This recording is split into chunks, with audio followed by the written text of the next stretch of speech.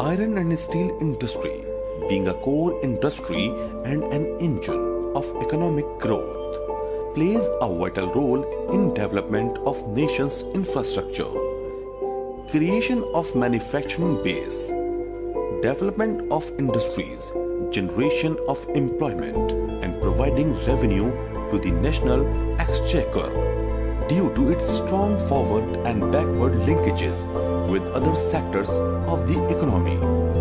The sturdy structure of modern industrial world is made of steel. The story of steel begins long before bridges, beams, and skyscrapers. India's journey in iron and steel started way back in 1889 from Bengal Iron and Steel Company. Today, India is the second largest producer of steel in the world, contributing around 6% to the world steel production. The National Steel Policy (NSP) 2017 envisages to achieve 300 million ton steel capacity by 2030-31. As per World Steel Association, the crude steel production in the world in 2020 was 1,878 million ton, with China alone producing over 56% of the global production. In the last 2-3 decades, the steel industry has completely shifted towards Asia, which accounts for nearly 3/4 of the total crude steel production in the world. The trend of import-export of finished steel, including semis, in India in terms of value and quantity for the last 10 years. Indian exports, both in terms of quantity and value, have increased substantially during the last 2 years. However, semis content in the exports have also gone up substantially from 25% to 38%. Therefore, despite India being net exporter of steel in the last 2 years, there is a cause for concern due to low value addition.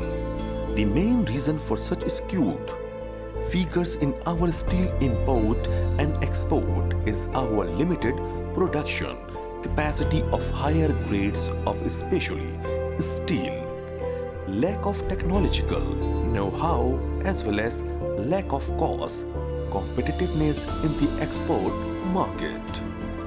Thus, there is a need to incentivize the domestic steel industry to move up the value chain by focusing on increasing production of especially steel.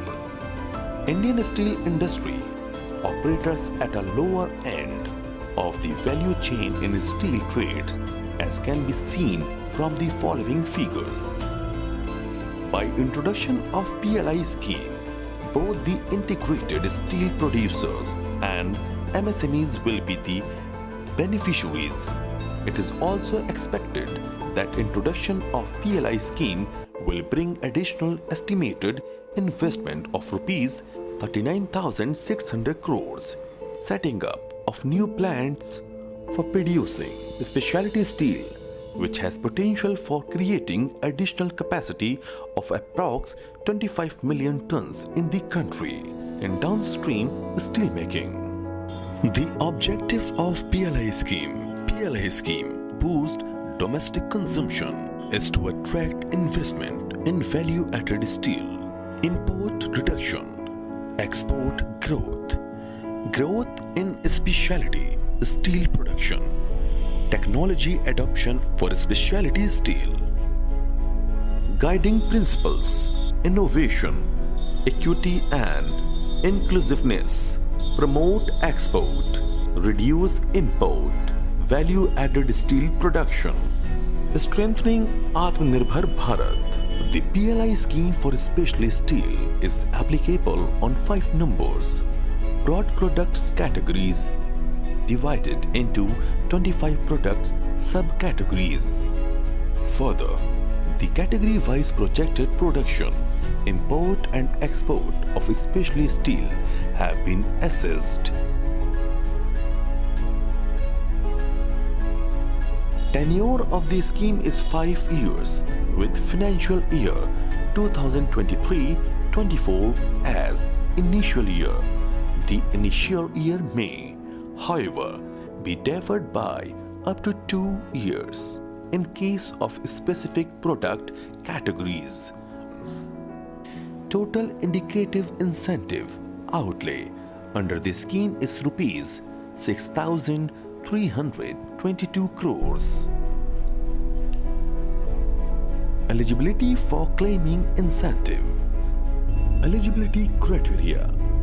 Companies or JV registered in India under the Companies Act 2013. Third-party outsourcing is allowed up to 20% of value addition. Net worth of applicant 30% of committed investment. Committed investment greater than or equal to threshold investment. Minimum unit capacity to be installed. Committed rate of incremental production percentage greater than or equal to threshold increment production rate.